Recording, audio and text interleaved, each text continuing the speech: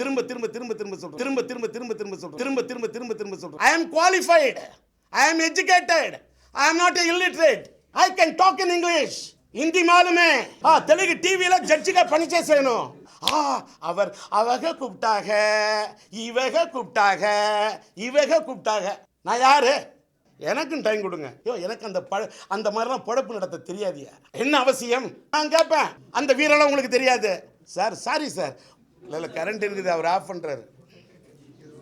போகிறோம். இதை விட என்ன சார் என்ன கிண்டல் பண்ண முடியும்?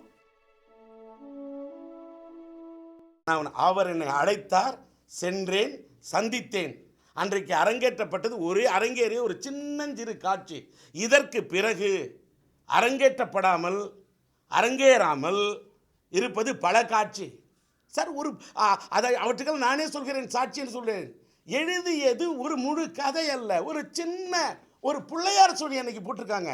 அதற்கு பிறகு எழுதப்படுமா எழுதப்படாதா எல்லாம் இறைவன் எழுதிய எழுத்து. ஒரு நிமிஷம் திரும்ப நான் திரும்ப திரும்ப திரும்ப திரும்ப சொல்கிறேன். அவரோட அறிக்கை படிங்க, அவரோட அறிக்கை படிங்க. அப்போ என்ன, நான் ஓப்பனாக கேட்குறேன், மீடியா என்பது என்ன தெளிவாக படிங்க.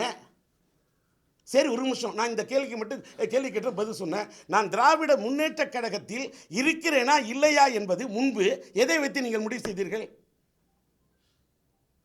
நான் திராவிட முன்னேற்ற கழகம் இல்லாமல் லட்சிய திமுக என்ற ஒன்றை தொடங்கினேன். நான் ஒரு மீடியானிக்கே. லட்சிய திராவிட முன்னேற்ற கழகம் என்ற இந்த இயக்கத்தை தொடங்குவதற்கு என்ன காரணம்? அது மட்டும் சொல்லுங்களேன். என்ன காரணம்? திராவிட முன்னேற்ற கழகத்தில் தவிர்க்க முடியாத சூழ்நிலையால் டி ராஜேந்தர் 3 ரூபாய் உறுப்பினர் அட்டையை புதுப்பிக்கவில்லை என்ற காரணத்துக்காக நான் நீக்கப்பட்டிருக்கிறேன். அப்போ அந்த கட்சியில் நான் சேர்ந்து விட்டேன் என்று சொன்னால் எது அடையாளம்? எது அடையாளம்? உறுப்பினர் சீட்டு. அப்போ அந்த உறுப்பினர் சீட்டை 3 ரூபா உறுப்பினர் சீட்டை புதுப்பிக்காத காரணத்துக்காக நீக்கப்பட்ட நான் அதற்காக லட்சிய திமுக தொடங்கி இருக்கின்றேன். நான் கலைஞர் அழைத்தார், சென்றேன், சந்தித்தேன். ஒரே ஒரு அரங்கேற்றப்பட்டது ஒரு காட்சி. அரங்கேற்றப்படாமல் இருக்கிறது பல காட்சி. என்ன அவசியம்? சொல்ல வேண்டியதன் அவசியம் என்ன? நான் கேட்குறேன். நான் திராவிட முன்னேற்ற கழகத்திலிருந்து 3 ரூபா உறுப்பினர் அட்டையை புதுப்பிக்கிறேன்னு நான் காரணம் சொல்லி நீக்கப்பட்ட அன்னைக்கு எனக்காக யார் குரல் கொடுத்தீங்க? நான் யாரு? எனக்காக நின்னது யாரு? என்னுடைய ரசிகன், என் தொண்டன். கேட்டால் சில பத்திரிகை பேரை சொல்லுகிறோம்ல, ராஜேந்தருக்கு கட்சி இருக்குதான்னு எழுதுறது, ராஜேந்தருக்கு நிர்வாக குழு இருக்கிறதான்னு எழுதுறது, பொதுக்குழு இருக்கிறான்னு. என்ன கிண்டல்! இதை விட என்ன சார் என்ன கிண்டல் பண்ண முடியும் அரசியல்ல? எங்களுக்கு யார் சீட்டு கொடுக்கிறார்களோ அவர்களுக்குத்தான் நான் ஓட்டு கேட்பேன், அவர்களுக்காகத்தான் நான் கூட்டணி செல்வேன் இன்னும் சொன்ன கேள்வியை ஒரு பத்திரிகையில் கேள்வியை கேட்குறாங்க. பச்சையாகவே சொல்கிறேன், ஒரு வார பத்திரிகையில் அந்த கேள்வி பதில் சொன்னாங்க. டி ராஜேந்தர் அவருக்கு சீட்டு கொடுப்பவர்களுக்கு தான் கூட்டணிக்கு ஓட்டு கேட்பார் அப்படின்னு சொல்லியிருக்காருன்னு சொன்னேன். அதுக்கு பதில், அதுக்கு அந்த பதில் சொல்கிறார் அவர், அந்த ஆசிரியர் பதில் சொல்கிறார். அந்த பத்திரிகையில் அந்த பதில் தான் ரொம்ப ஃபேமஸ்ஸு. அவர் பதில் சொல்கிறாரு, எதற்கு? டிக்கெட்டா? வீரத்துக்கா இல்லை ஜில்லாவுக்கா? ஜில்லாவுக்கா வீரம் படத்துக்கா? ஒரு ஜில்லா படத்தோட டிக்கெட்டுக்கும் வீரம் படத்துக்கும் டிக்கெட்டு வாங்கக்கூடிய தகுதி படத்தை என்னிடத்தில் இந்த கேள்வியெல்லாம் கேட்குறீங்க. இது கேட்டு பதில் சொல்லக்கூடிய அளவுக்கு நான் பெரிய மனுஷனா? நான் ஒரு ஆளா? என்ன காயம்? இதை விட ஏதாவது காயப்படுத்த முடியுமா?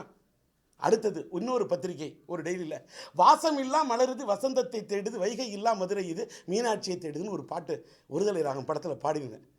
டி ராஜேந்தர் திமுகவுகளை போய் கலைஞரை சந்திச்சுட்டு வந்துட்டாருன்னு சொன்னோன்னே நான் மேய்க்க பிடிச்சி பாடுறதா ஒரு கார்ட்டூன். அந்த கார்ட்டூனில் கலைஞரை போய் சந்தித்து வருவேன். கலைஞர் இந்த நாட்டை 5 முறை ஆண்டவர், 5 முறை ஆண்டவர். என்ன எத்தனை தலைவர்களை பகுத்தறிவு பகலவன் ஈரோட்டு தந்தை பெரியாருடைய பாசறையிலிருந்து வந்தவர், மூதறிஞர் ராஜாஜியை பார்த்தவர், பேரறிஞர் அண்ணாவையுடைய கடமை கண்ணியம் கட்டுப்பாடு என்று தொடங்கிய திராவிட முன்னேற்ற கழகத்தின் தலைவர் அண்ணாவால் இது பண்ணப்பட்ட ஒரு இவர். மக்கள் திலகம் புரட்சி நடிகர் பொன்மனச்செம்மல் எம்ஜிஆர் அவர்களோடு நண்பராக இருந்து திராவிட முன்னேற்ற கழகத்தில் பணியாற்றிய கலைஞர்.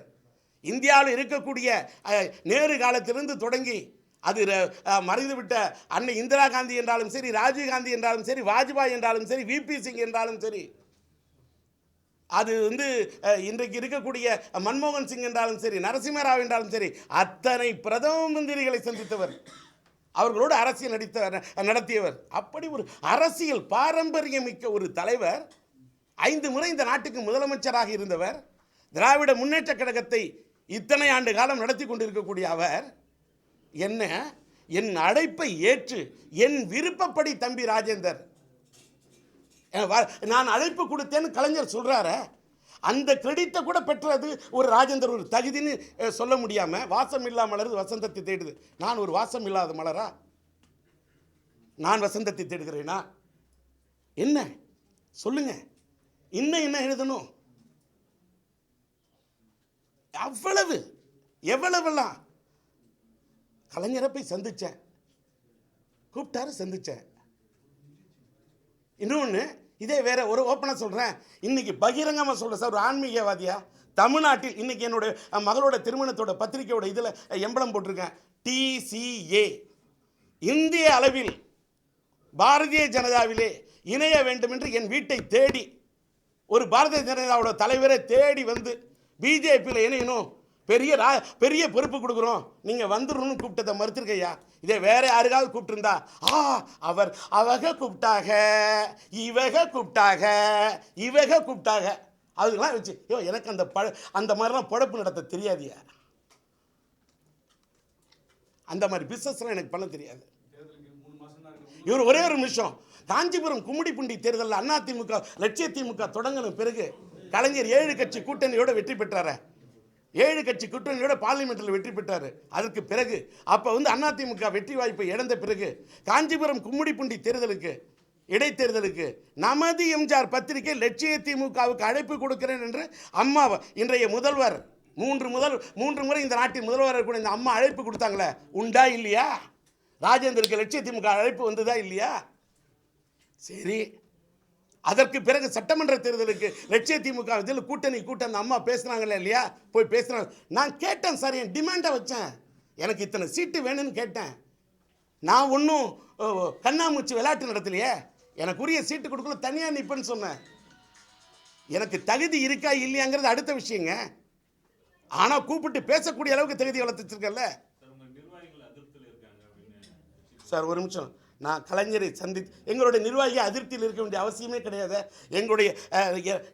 நான் கலைஞரை சந்திச்சுட்டு வந்திருக்கேன், அவ்வளோதானே.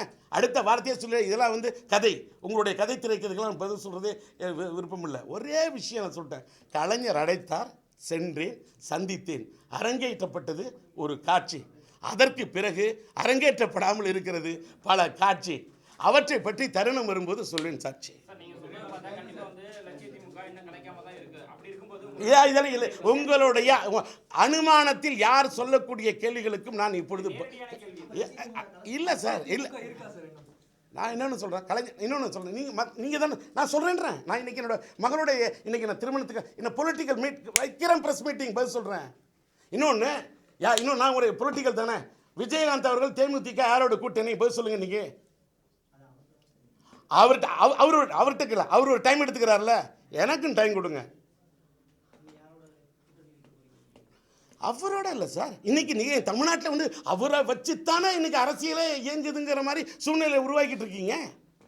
உங்களோட கவர் ஸ்டோரி எல்லாமே அதை வச்சு தானே இருக்கு சார். ஒரே ஒரு நிமிஷம் இருங்க. அப்படியே கலைஞர் கூப்பிட்டால், அந்த கலைஞர் கூப்பிட்டு தேமுதிகவை கூப்பிட்டாக்கா அவர் தானே கூப்பிடுறாங்க. கலைஞர் தானே என்ன கூப்பிட்டாரு. எனக்கு மட்டும் ஏன்னா என் வாசம் இல்லாமல் மலருது வசந்தத்தை தேடுதுன்னு எழுதுறீங்க, அதோட மீனிங் என்ன சொல்லுங்க. நான் வாசம் இல்லாமல் மலருதுன்னு சொன்னால் என்னுடைய அமுல் சூப்பர் குடும்பத்தில் சன் டிவியில் ஒரு ஜட்ஜாக உட்காந்து நான் வாங்கிக்கூடிய இந்த பேர் இல்லாட்டா என்ன யார் மதிப்பீங்க? எனக்குன்னு திரையுலகத்தில் வருவேன், நான் தனி மனித ஒழுக்கத்தோடு வந்திருக்கையா, நெஞ்சிரத்தோட பேசுவேன். என்னுடைய மகளுக்கு தான் இன்னைக்கு திருமணம்னு ப்ரெஸ் மீட்டிங் கொடுத்தேன். நீங்கள் கேட்கக்கூடிய கேள்விகளுக்கு I am ready to give my answers. I am having the guts to give the answer. I am having the confidence to give the answer. I am having the talent to give the answer. I am qualified. I am educated. I am not illiterate. நான் அனைத்து கட்சி கூட்டம் கலைஞர் கூட்டினா டெல்லியில் போய் அன்னைக்கு யாரையா வந்தா? ராஜேந்தர் போனேன், in front of the prime minister பேசினேன், பிரணாப் முகர்ஜி பேசினேன், in front of the chief minister பேசினேன். நாளைக்கு பார்லிமெண்ட் போனா கூட I can talk in English, Hindi मालूम है,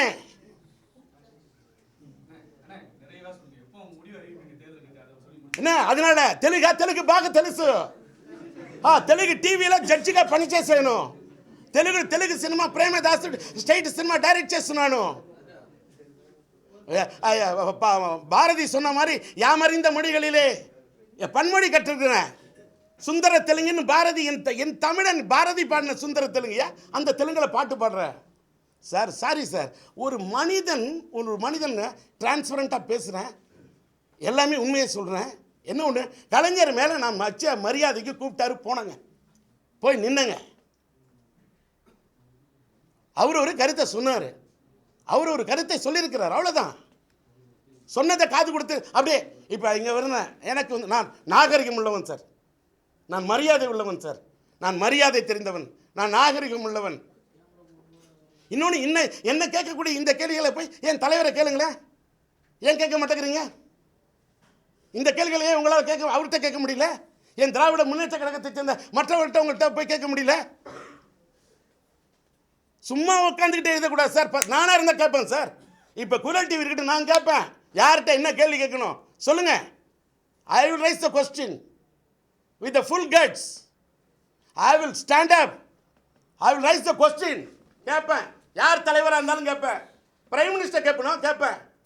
முடியுமான்னு கேட்குறீங்களா? முடியும். அதான் டிஆர். இல்லைன்னா மக்கள் திலகம் எம்ஜிஆர் அவருடைய ஆட்சி காலத்தில் அரசியலில் இருந்து ஒருத்தர் எதிர்நீச்சல் அடித்து உயிரோடு இருக்க முடியுமான்னு கேட்ட காலத்தில் இருந்தன. அதுக்கு இந்த நாட்டில் கொடுத்த கிரெடிட் என்ன சார்?